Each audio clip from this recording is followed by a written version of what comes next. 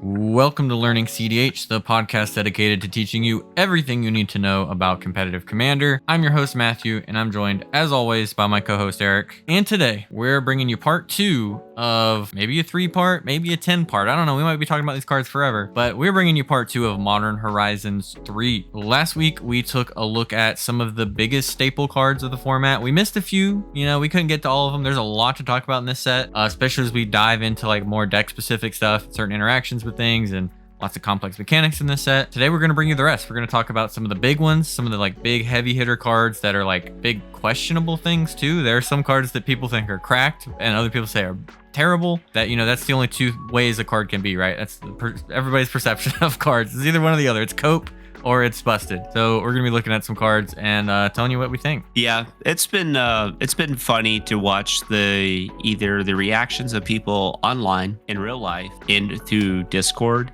And when I mean online, I mean like Twitter, and just to kind of see like where it's at. I always want to look at the people who are actually playing the cards in like a reasonable competitive environment with like some pretty high level players. Those are the people that are typically shaping our format. I like to lean towards that, and then not just tournament results. We've only had like literally one weekend of tournament results, but also to just the overall like thought process in which they grade a card versus like, when you look at a card conceptually that's just powerful, you're just not like, oh, this card's broken. Well, why is it broken? And in what ways does it function in a particular deck? I'm sure we'll revisit Flare Denial today and just or Flare Duplication, the red flare, and then kind of go over like why is it good in the deck that it's played in, versus like, is this card just good overall? And we mentioned that a bit last time of this set doesn't seem to have just power crept out a bunch of things. It's more like it's given tools to different decks. Some decks are wanting the cards like Thony Nightmare we talked about. Some decks really want Flare of Duplication. Some decks can't even begin to afford to run it. So we're gonna be looking at today. And one thing we're also going to do kind of briefly, because we do want to get into the cards we didn't touch on, is go over the past week or so of gameplay we've had. We've actually got to do some testing. I played in a tournament this past weekend where the cards were legal, and we got to see some results with MH3 legal. So we might go over some of our maybe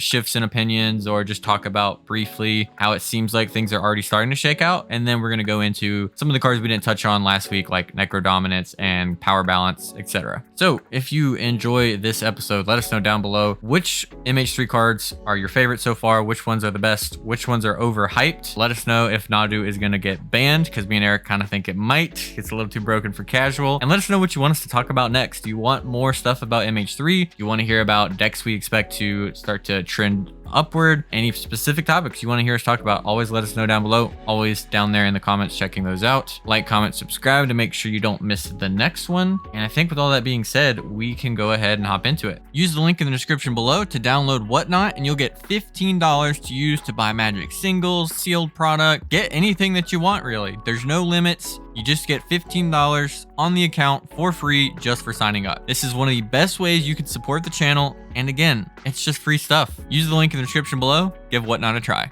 So this weekend, we saw the first tournaments that had Modern Horizons 3 cards legal. We had most notably, for larger events, we had a 10K that I attended in Atlanta, or Stone Mountain, whatever, close enough, at CCS. And then the SCG Con Vegas event, cEDH was the main event of the weekend. And that was a big one that had a lot of players attending. And then there was also Top Deck Titans, the online series that previously Path to the Peak has now become part of Top Deck officially. Had pretty big impact from MH3. So going into my experience, I didn't get to see the craziest MH3 stuff.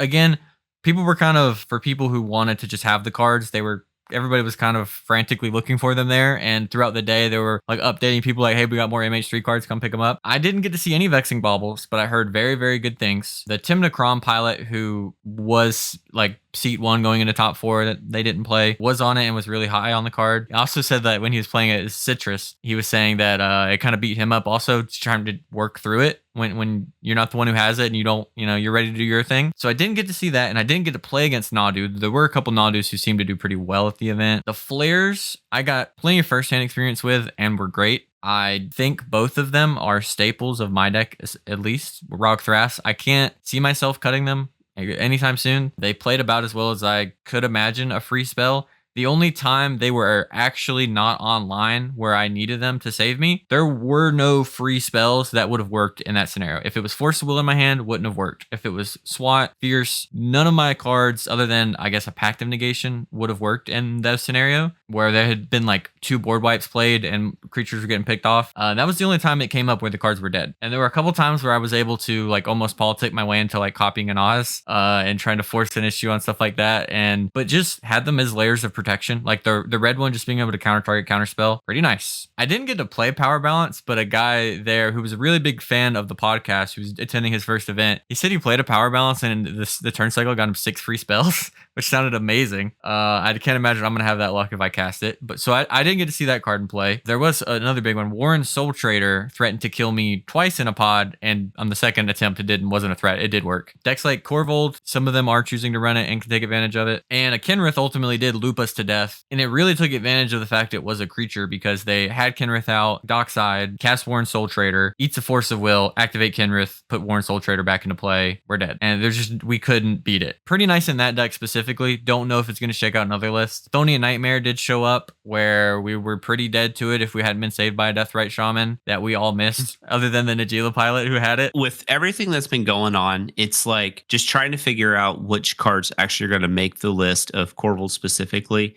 and what I've played against. I'll start off with just my firsthand experience. When the set dropped and it fully previewed and everything like that, basically I created a list of cards that could potentially be played in my deck. And it basically picked everything green, black, red, colorless, and then went from there. Even though it's not inherently in my list, but like, Power Balance. I don't want to rule anything out. So I started with like Power Balance, Necrodominance, but the cards that have like really shined for me specifically are Vexing Bauble. I know you can use it in those situations where you like empty your hand and you play it out. Well, Corvold is a little bit different. Like you want people to develop to some degree because you want those artifacts and enchantments on the battlefield. Obviously enchantments you don't have to worry about, but mostly the 0 mana rocks and those type of things. So I kind of want people to develop those, and then I like to play the Vexing Bauble, and particularly in a win attempt turn. And then that's where I've really seen the card.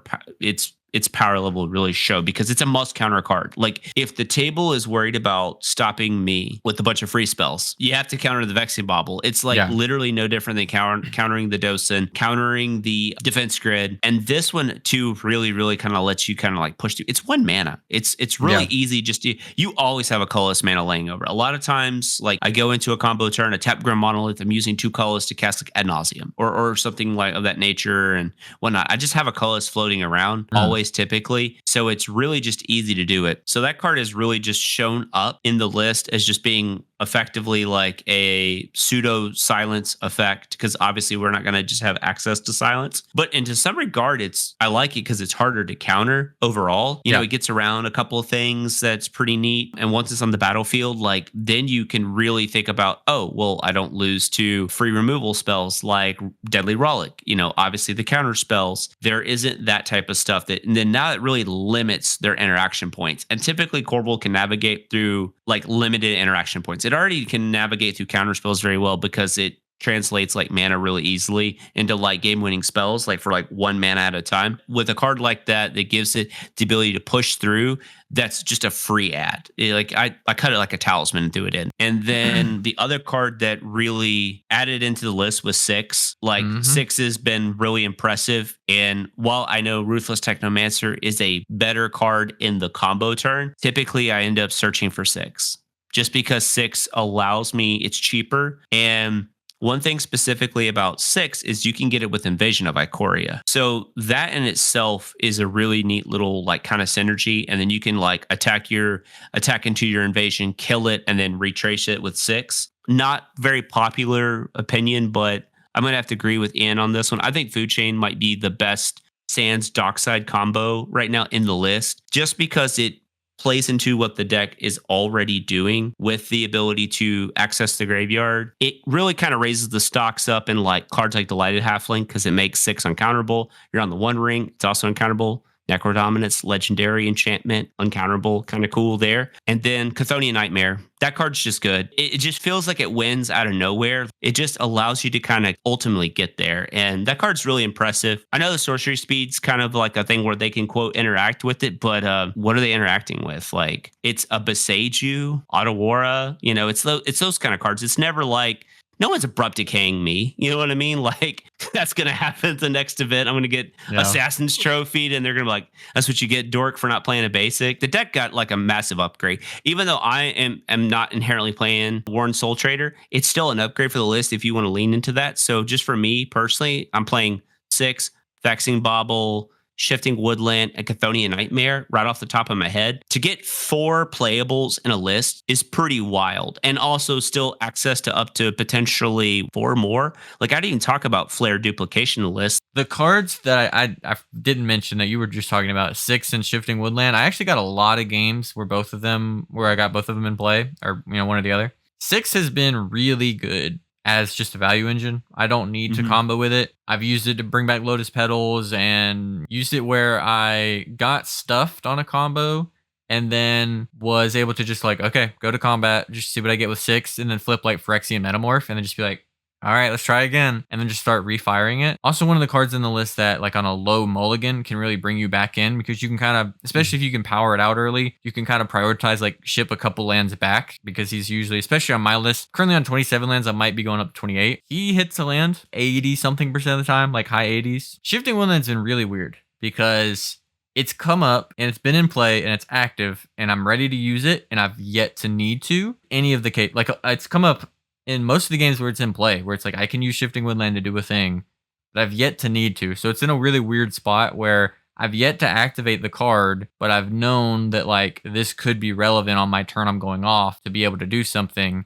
It just hasn't come up. So it's a little odd to evaluate. I got to meet Sam Black and was talking to him about it where he wasn't on the card. I was explaining that to him. It's just like, do I really need the effect if I'm never going to activate it? Like, I want to keep testing the card to see. And then a card I haven't played with, but kind of really want to test after this event, because I'm so high on like the Crop Rock kind of package, is Talon Gates of Madara, which when it enters the battlefield phases a creature out. It's like half of a colorless land. We make enough mana to where like, it's because it has the mana filter ability, it's a little bit less of a cost. And also you can spend 4 mana and put it into play, which is probably more relevant in a big mana deck like mine. And I'm just really high on the Crop Rot kind of package, and the utility for those things has been nice. So I could see Woodland coming out. If it plays the way it has played, it might not be necessary. And it kind of was able to go in easily because I was off the Earthcraft package. But I think post this weekend, I want to go back onto that package. So we're going to see. There's still some testing to be seen. The card is just inherently very power. Like the text on the card, though, it is still a pretty broken piece of text on Shifting Woodland. I like land strategies. I think they're really fun. Blue land strategies are really fun. Like, I like Lord Windgrace, but I feel like everyone has a Lord Windgrace, like kind of casual list. But the Thrasios Kadama list can just do like some broken stuff with its lands once it gets going. Nadu just does that for 3 mana. So yeah,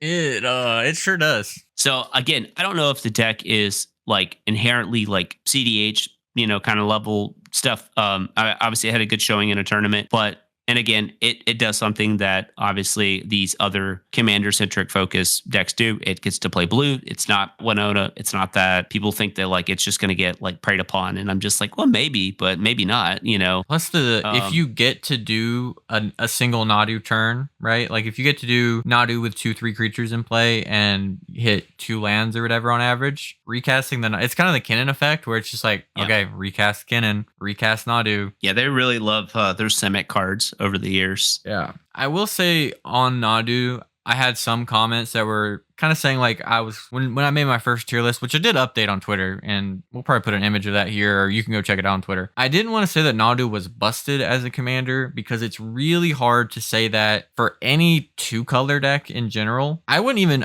know how many commanders that currently exist that I would say are like actually busted tier in terms of like what performs really well. There might be like 3 or 4 decks of like the really top performers that are like, these are really busted. And it's really hard to say with a deck that is like requires as much synergy as Nadu does in the build, and that's going to maybe take a while to iron out. So it's like kind of hard for me to evaluate the card as like, no, this is the next most broken commander that we've got. Like, it is pretty busted in some of what it can do, but in terms of like, is it going to close out events? Is it going to top 16 a lot? What are the lists going to look like? Can it be hated out? Is it going to get banned because it can do all this in a very casual shell and we don't have to have this conversation anymore? Like, we're going to see.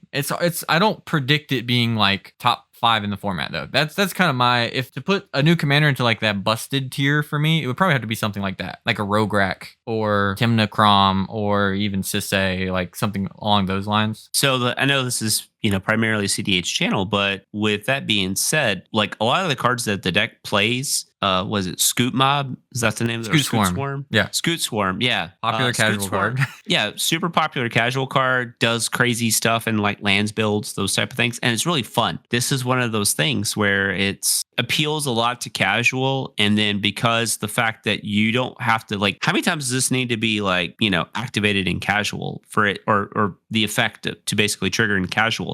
Not that many to where it really takes over a game. I'm not saying it's going to get banned. I don't know. I don't keep up with RC. Like, people always like ask me questions about like the climate and cEDH and then the RC and those type of things. I don't care. I can't control any of it. I could care less whether it's banned or unbanned or whatever. Yeah. I think the card's really cool. I like land strategies. It would be awesome to see more land strategies like be prevalent in cEDH. I think that's kind of neat. Even though I don't inherently want to say it's a land strategy because it's just abusing that mechanic. Yeah. It's not like, oh, this is a lands deck. No, it's like, hey, I'm going to get a Shuko or a Lightning Greaves. And then some of the new cards that came out in this set, there's like the Nantuko that like bestows upon things and then whatnot. So it is like the only deck that gets to do like a fast spawn impression, like that kind of broken, like that, just throwing up that many lands into play. Feels like Amulet Titan. Yeah, like I think it's really cool just as a mostly pure cEDH player. I think I want it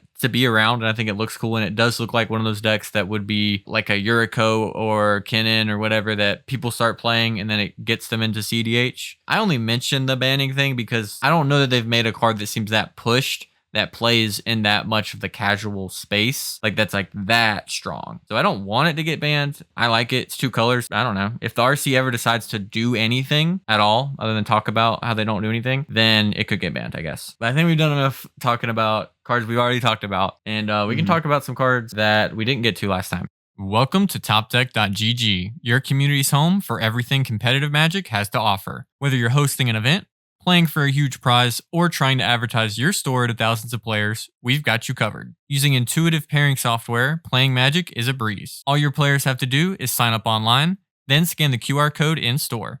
Give your competitors the gift of perfect information as their bracket updates in real time. Then, when the match is decided, our self-reporting software saves you time and leaves paper match slips in the past. Leave the heavy lifting to us so your community can sit back, relax, and have a great day of playing Magic. First up, we're taking a look at Powerbalance, which is a pretty exciting card. It reads really hot. For red, you get an enchantment that says whenever an opponent casts a spell, you can reveal the top card of your library. If you do, you may cast that card without paying its mana cost if the 2 spells have the same mana value. So it's like an inverted counterbalance where somebody casts a 2 mana spell, I can reveal the top card of my library. It's a 2 mana spell. I get to cast that spell for free. Seems powerful, like on the surface. It reads super powerful because almost anything, we talked about this, right? When it says whenever an opponent casts a spell, that's usually like, okay, hold up. I got to, you kind of buckle up to hear what the rest of it is because we have 3 opponents. They cast lots of spells. I think ultimately versus the initial read of it and how exciting it seems, what we're probably going to see shake out, and I kind of felt like I have in the way people have evaluated and other people have played with it, is that it doesn't seem to really fit into a lot of decks. You have lots of just generically proactively good spells that like the majority of your deck is just like gas or just something that even makes sense on like an opponent's turn, right? Like even cards we would consider gas, opponent casts a mana dork, flip Dark Ritual. The odds that I can do something with a free Dark Ritual on my opponent's turn, probably not that high. Can potentially. And I could flip my own Soul Ring or mana dork depending on my deck, and that's pretty good. That's the kind of stuff you want. Like it kind of rewards you for playing permanents and tutors and not so many, like the counter spells can be nice, but if they're situational, then they might not line up well. I think the card is really good in like Rakdos specifically, because a lot of them are already doing like Citadel, not the Commander Rakdos, because I guess I have to preface that because I just played against that in cEDH, but I guess them too. A Rakdos deck, because a lot of them are already doing like Citadel top. They're already doing things like they're playing more, especially look at like Ob. Ob has so many random permanents it can flip into that just suddenly like punishes your opponents and drowns them in even more and more advantage. And also you get the black top deck tutors. Really, like the higher color piles, getting more of those top deck tutors, the card becomes much better, where you can, in response to whatever, anything, Vamp Tutor. That's a real, like this plus Vamp Tutor is an super powerful option to have. Double red is a little iffy in early turns for some decks. Not a lot of decks are looking to deploy anything that has double red in its mana cost. It's kind of awkward. Even like a lot of Rite of Flame decks, they're not necessarily using double red pips. Can come up, but like my deck, I can't really prioritize red mana very effectively in my list. I would like to get more time and like play it and see it in game, but I think it's just a card that reads more exciting than it is and maybe requires more slots and is just more deck specific than something like Heuristic Study or Mystic Remora that's just way more generically good. Yeah, that's the thing I was talking about. Of course, when it first comes out, your eyes light up like a Christmas tree. The little kid in you goes, "This is it. This is the red Heuristic Study.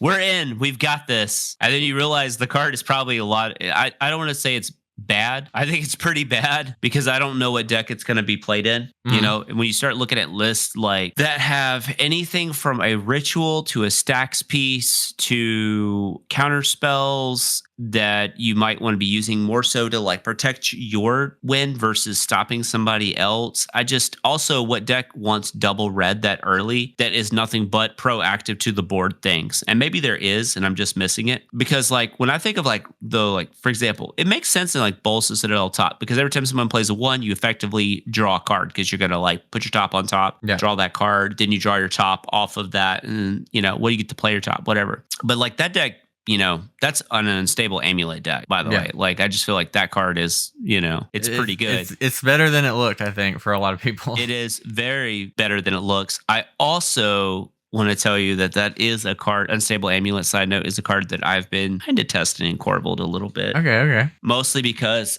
Food Chain Squee, you just kill them. Oh, that's cool. Because you just cast it from the exile and just burn them out. They're done. Yeah, I just don't see Power Balance. Like, it has to be with top, right? Like, there's no other, like... It does synergize pretty well with, like, the other draw engines because of it gives you more flexibility of, like, somebody casts a spell, maybe my thing doesn't flip. I know I don't want, it doesn't cast the thing, but you're able to, like, if you're able to continually change it, and it's like, if I'm talking about, oh, it's really good with Heuristic Study, like most things are, does that really like save the card? It is good with those things that are constantly changing the top of your library or whatever, but it might be jumping through too many hoops for most decks, I think, is all it really boils down to. And it's the double red early on. That's what you got to ask yourself, like, what deck is needing double red? I also don't want to like hit, like, for example, we'll take the big rule deck Atali. I don't want to cast a Seething Song on my opponent's turn. Like, what am I doing? And what's going to happen is people are going to remember the high roll and they hit like that one spell one time where they manipulate. Someone goes, cast my Crom, and they go Vampiric Tutor response and put Ad Nauseam on top. Yeah. Those type of things versus let's look at the card, where it lines up. How does it fit in the deck? What decks could it potentially fit in? And does it even make sense? And again, I would love to be wrong. It'd be kind of cool to have access to something like that in like red that actually does it. I really wish it was like exiles the card and then you may play it until the end of your next turn. Oh, yeah. It would be much better. Yeah, much better. Because you don't get to draw the cards and you don't necessarily waste the cards. I think that right there would have made the card very, very, very playable. Yeah, you bring like the ceiling and floor closer together. Yeah. Whereas like the ceiling of current Power Balance is super high. Of just like, I get free spell. Like, boom, just do something insane. I flip a Tali because you cast Peer into the Abyss. I don't know what it's gonna flip Atali other than Atali and Peer into the Abyss. But yeah, that's the card I wanted as Red Wrist Excited for a while. It's just opponent does something, I get to impulse draw. Sadly, I just don't think it makes the cut. I would love to be wrong, and I'm okay with being wrong. But from now, and I just don't know where it really wants to be. Next up, let's talk about Necrodominance, because this one's been a hot topic, I feel like.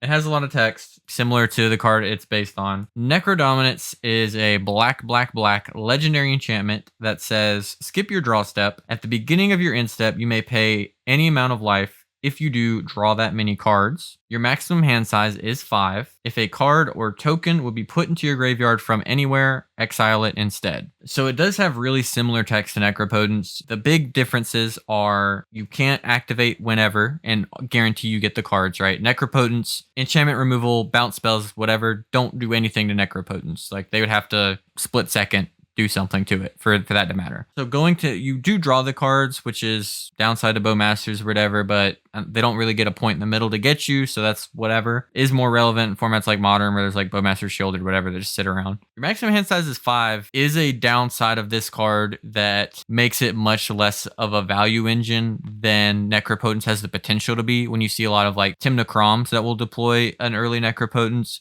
or even Rog Size depending on the board state, because Necro is a resource intensive card where if you want to use all the stuff all at once, you need Necroborn or Necro Final Fortune. Necro Final Fortune specifically is very resource intensive because you have to redeploy, have the stuff already or deploy it afterwards, or just hit pure gas. And then Necroborn, you can take a more advantage of, but you do need 5 mana to do that still. Dark Ritual Necrodominance doesn't seem like as much of a thing. Could still potentially be depending on your hand and your deck. And then the bottom text seems similar to regular Necro. It is more of a downside because it stops things like Underworld Breach, Born Upon a Wind lines that you could do in a deck like Rogsai, where you can respond to the Necropotence triggers because it wasn't a replacement effect in Necropotence. With this card, your stuff just goes to exile. You have to get rid of it if you don't want that. I wouldn't say those are niche because that is a pretty common way for a deck like Rogsai or any of the other fast Grixis Necro decks to win. That is a downside that's real. Of course, those decks have access to cards like Chain of Vapor, which I think Necro is already better in blue decks right now because of Born Upon a Wind, and I think Necrodominance gets an even more of a boost because of being able to mitigate the downside, things like that. But it is, for the most part, just a strictly worse Necropotence other than the cute little delighted halfling synergy, basically. People keep talking about playing this in Sisei because it says legendary on it. This is not a Sisei card, though. What are you thinking on Necrodominance right now? So I like it in Rogsai because Rogsai is one of the few decks that can really abuse that ability just because of Born Upon a Wind. I don't like to look at the card of like, oh, I drew my hand, I got wheeled, everything gets exiled. That's the same thing with Necro, right? Yeah. I don't worry about those. But for me specifically, in the way like I play my Corvold list, I really don't want my Corvold getting exiled or my Dockside getting exiled and those type of things, especially if I'm leaning into playing stuff like 6 and shifting woodlands. Like I really care about my graveyard. It does just increase the density of the Necro drawing the cards and that type of stuff. And then if you have a combo that wins Sands like graveyard, like something like, again, Food Chain Squee makes a lot of sense because you don't really care where the Squee ends up. Also care about death triggers and that it's a replacement effect. Those cards get exiled. You never get a chance to respond. They're just gone. In the decks that it's in, it's very good. In like a list like mine that's graveyard specific, I very much like would steer clear of that card because the Necro downside itself is already somewhat of a problem. Not really, because you do get to respond to the triggers, but I don't get Born Upon a Wind. I have to kind of like work pretty hard with Crop Rot and Emergent Zone. Necro only hits things you discard. This hits anything that would hit your graveyard. So like doing Necro for value, untap Underworld Breach line is immediately harder because your graveyard is literally just turned off until you get rid of this thing. Yeah, if it was just the discard clause gets exiled, then it completely shifts the whole probably dynamics of this because I don't mind then sacking and doing things through Dockside and whatnot. With that, that's totally fine. Then that card would probably be a shoe-in. I know we saw some Rogsai do really well this weekend at the SEG event. I know Ori said he didn't see it once, so there's no data concluded on that. We'd have to see how Surge liked it. Of course, this deck can just win with they have Thought Oracle combo. They just have those insulated backup plans that are breach agnostic. So it is awkward in some decks for sure. I would like to see it more. And so Rog Ikra or any of that Rog Jun list.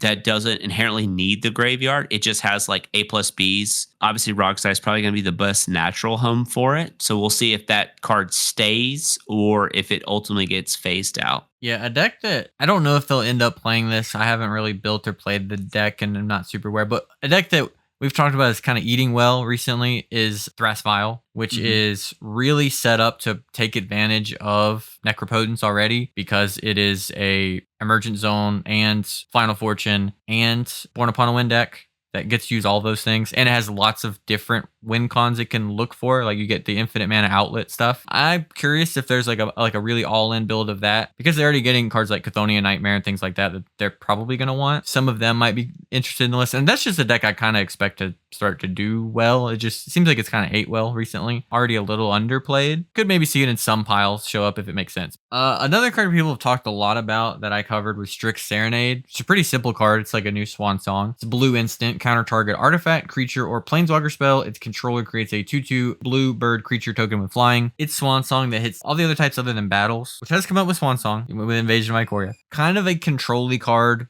really. You aren't gonna see any deck that's like really slanting to go proactive and like push the issue likely to run this card because we already see decks cutting Swan Song because it's not that great at protecting your own stuff because it costs mana and it is beatable, unlike a Flusterstorm, for instance, which costs mana but is really hard to beat, or a pact or something that's free and you can hold a bunch of those kind of spells. But this just doesn't hit much of anything that's going to stop your win attempt. It will occasionally, whatever, you'll counter a collector oof, but like a lot of the things that are going to disrupt you on your turn, opposition agent it could hit as well, I guess. But like the other thing is blue isn't hurting for ways to temporarily remove creatures. So like this really is for countering Dockside extortionists. Maybe the One Ring, which I haven't seen counter much, but maybe turn one, you're on the play, you land pass, someone goes turn One Ring, you might want to hit it or something, right? Or you gotta be a deck like Italian might want this, or like the T&K builds that are really, really leaning reactive. Some of the Cannons, maybe decks that are really trying to stop development or stop other win attempts because this is not great at protecting your own wins. What about like a deck like Tivit? Yeah, I could see that. Because if you're living that kind of like blind obedience, Grafdigger's Cage life, like you're already kind of doing that plan where you're like, okay, I'm going to have to develop and stay alive. And if that's like how your deck plays, then it makes sense, right? Mm-hmm. If your deck is like, really I'm at my best if I'm trying to win turn 3, turn 4, like on average, like I'm not trying to push and I mostly am getting there by interacting, then this type of card makes sense because it counters Thassa's Oracle. It counters half of most of the combos, can hit creature combos, which have been, more relevant in some deck like Rogthras, for example, or some creature like Dockside Loops. Actually hits both. I was going to say it actually hits both half of combos like Kin and Basalt, things like that Swan Song can't touch either half of. I know some people just like cope, whatever, but like if this makes sense in your deck, if you're not a real diehard jammer, just jamming win attempts, this is a perfectly playable cEDH card. Yeah. So where I look at it for like counter spells in general, does it solve a problem that your deck struggles with? And that's where I'm looking at it. Outside of something just kind of generic, like is this a card that your deck really needs? And that's where I look at, like, especially when it comes to like removal spells, interaction spells, those type of things. Like Flare of Duplication doesn't inherently solve anything for the Rogside decks, but it adds another element to the list. Does this card add an element to a deck outside of something like Spell Snare, Stern Scolding? So those type of things. I would think for more likely, Spell Snare solves a lot more problems than maybe inherently this card does, just because it stops Breach and it stops Dockside. And for decks like that, really struggle against the Dockside speeds. But again, this also stops Dockside. Definitely better than Stern Scolding. Just straight up can't hit any creature. So I think if you were happy with Stern Scolding, you're going to be much happier with Strix Serenade for sure. Yeah. But is it better than like Spell Snare? Maybe. Depends on what you're scared of, what your deck can deal with. It is really nice to have just a cheap thing that hits all creatures as a counter spell.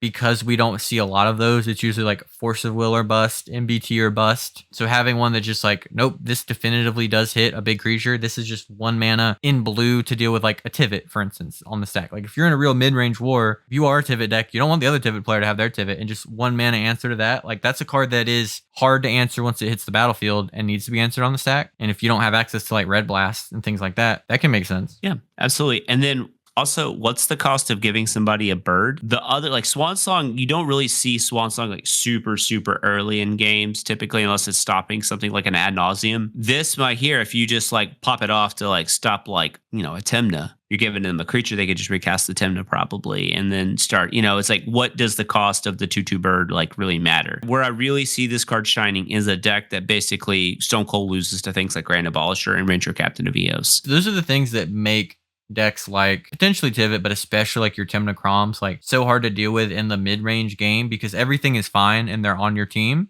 And then they put Grand Abolisher on the stack. And it's a really hard card to answer. Like you need a very specific amount of answers to that. And having one more of those to deal with that, Ranger Captain is arguably more hard to deal with because you can't even like Otawara it or anything like that, or just stuff's just going to happen. It's just going to get cracked. There's definitely some value to this card. Next card we're going to discuss is Warren Soultrader, which is 1 black, 2 generic for a creature type zombie goblin wizard. It is a 3/3, pay 1 life, sacrifice another creature, create a treasure token. Matt, what you think about this card? It's pretty straightforward. It's really similar to like Phyrexian Altar type of effects that we've seen. The cool part is this on a creature, which is not something with no once per turn, no mana value, whatever cost to it. It's just pay a life, which is relevant. Sack a creature, get treasures. So we all know treasures are really good. It's significantly better than add 1 mana of any color.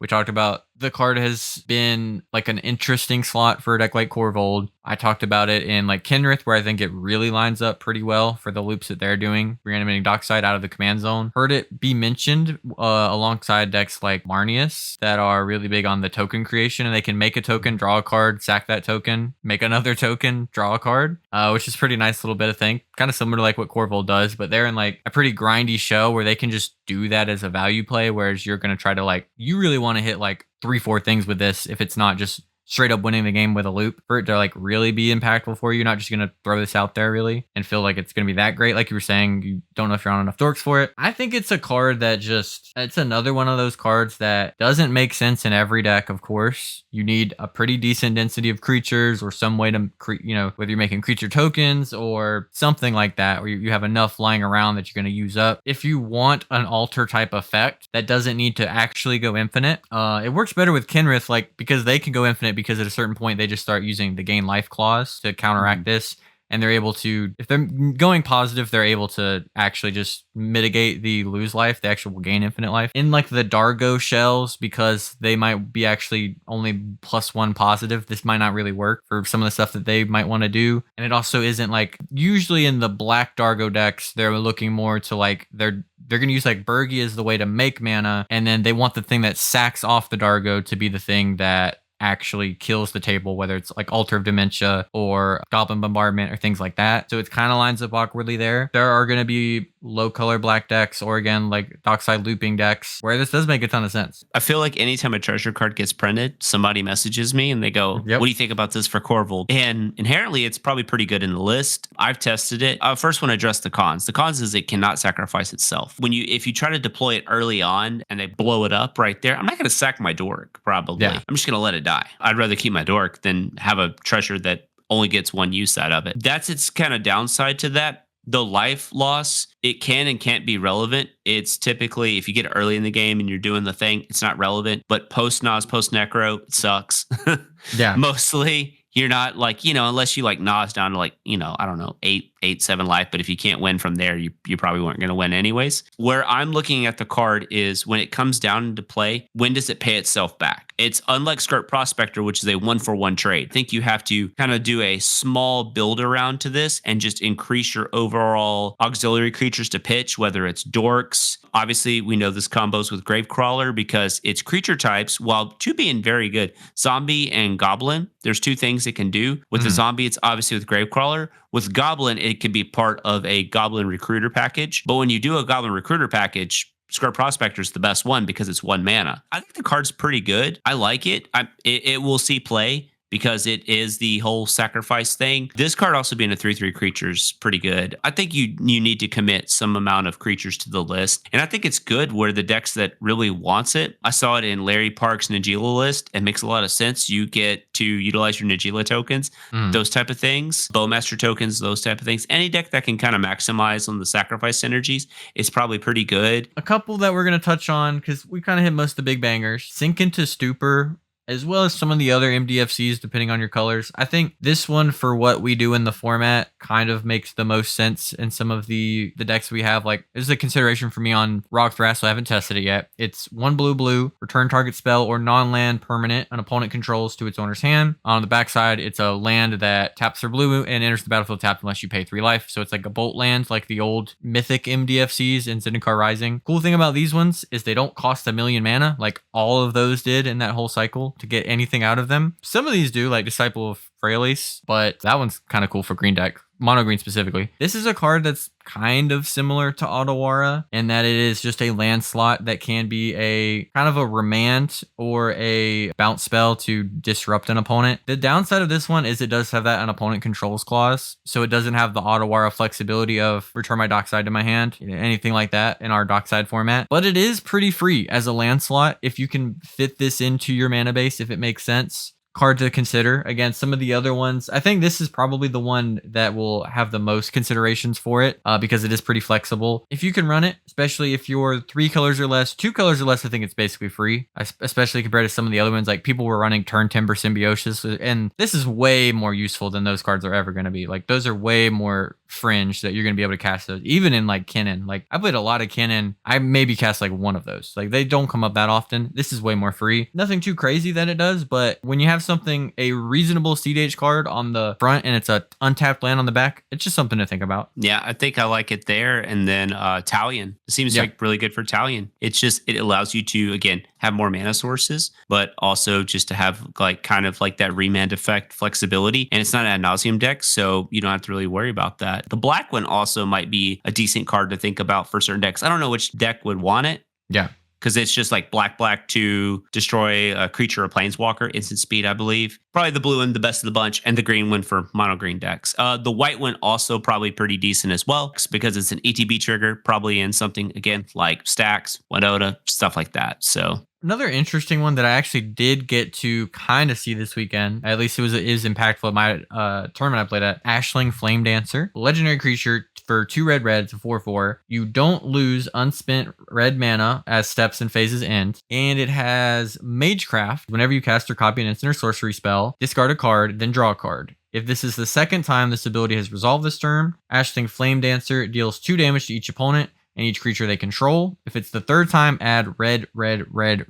So this is a pretty stormy kind of card, as you can see. A lot of the Krark players are pretty high on it because what do they love to do? They love casting spells. They love copying spells. Notably, this doesn't have the clause that I think Omnath does that says if it's the first time on the first ability. Like, this is really similar to Omnath. So this, whenever you cast or copy an instant sorcery spell, discard a card, draw a card, that just happens. Kind of like Nissa's landfall trigger. That just stacks on as you do the other one, where you always get that Lotus Cobra effect on Nissa for the landfall. And then the second time you also get this extra thing. And this is like, you also get a board wipe and hit your opponents. And then you also just make 4 red mana, which you just buy back this spell immediately. It was free. This is really hot. I haven't got to play with it or see it. I haven't really played any of the Krark decks or like even any like kind of mono red stormy builds. I think I'd have to skew like 2 color for this to make sense. Potentially, or something really, really stormy. But this card is awesome. Like, it just does a really cool thing. It gets to one of the more broken things. Like, obviously, Krark Saka just copy spells anyways. But with Magecraft, storm triggers, those, you boom, do the thing. Pretty hot. Pretty sick little card. Yeah, for those decks, pretty big upgrade. Just having another card that kind of does the thing because, again, they're copying and casting. So the Magecraft ability is, like, perfect for them. I haven't looked at a Krark list in a while, and I played against one, but I don't remember it. Are they on Displacer Kitten? Yeah. Yeah, they're Okay. the newer ones are pretty high on Displacer Kitten, and then you can keep getting this ability Yep. through all the So forms or all the okay. So steps of it as you go.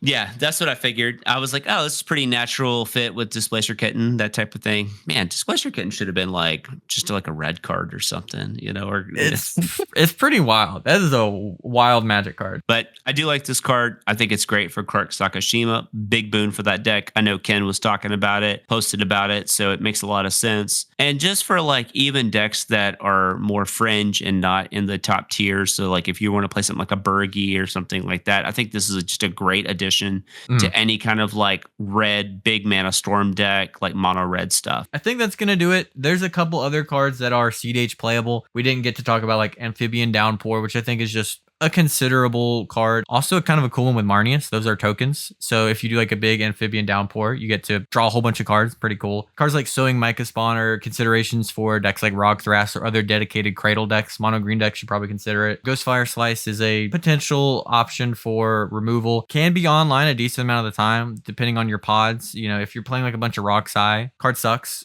One, you don't want a Lightning Bolt anyways, and then also they're rarely casting Silas. Birthing Ritual is a card I did get to see this past weekend. It's weird. It whiffed a lot, and I played against a TNT deck, and it whiffed a lot. And they had like 5 creatures in play, so the mana values were like all covered, and the card still didn't seem to work. Maybe not a great sign for that one, but we'll see. Coming down that cheap was pretty cool though to see. Not much else, you know, kind of briefly going through those. Springheart and Antuka we mentioned for Nadu, but yeah, I think for the most part we covered the majority of like the cards we expect to see a lot of play or be like tested a lot in the next, you know, in the coming months or and so as we're going into like more events happening, you know, in the next couple months. Let us know down below if you think that we missed something that is going to be like super playable, or you've played with some of these cards and they're a bit overrated or underrated. You think something's really flying under the radar. Let us know. This is kind of the end, I think, of our set review or preview or whatever you want to call this, but we're going to be talking about these cards for a while because, again, we're going to be ironing decks out. We're going to be figuring out our slots. And this is probably, I know we just done our deck building episode. This is probably going to overlap well with that because we are going to be,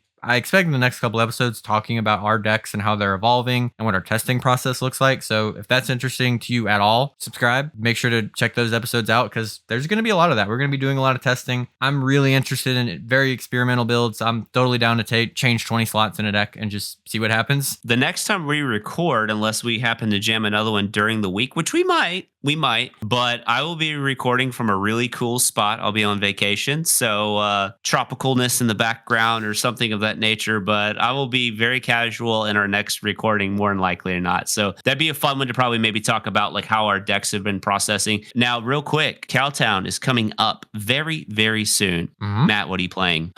It's tricky. So I said that if I wanted to win this past weekend, I would play Roxai. Like if that's all I cared about, I would play Roxai. And I still maintain that because I don't think Rogthras is at its 100%. I think it's a top 5 deck in the format actually right now. I think Rogthras has that potential, but I haven't ironed out the list yet. And a lot of the other people I've talked to kind of agree with that. Even people not on the deck, they're just playing against it. They're just like, this deck is ridiculous. I hate playing against it. It's too much, but it looks fun. It is easy to get into the temptation to play Roxai. So I think I'm playing a Roger deck. In any tournament going forward, I'm also playing in the Beholder event in late July. Any event going forward, I'm either playing Rogthras or Roxai with a slight potential, maybe in later events this year, to play Corvold. But Rogthras is my favorite deck. I think Roxai is my best. So it's really a toss-up between those two. So it's really hard to nail it down on one. Yeah, so you said what Rogthras is your favorite, but Roxai is your best. Okay, I think that's so. both. Yeah, that's pretty respectable. I mean, it's not, I'm not going to sit there and be like, oh, don't play Roxai, you know? Yeah. Just jam it. Just join the cult, you know? And Rogthras, partially because of coverage of it, like I've talked about the deck so much, that cat is so out of the bag. Everybody treated me like I was playing Roxai. They were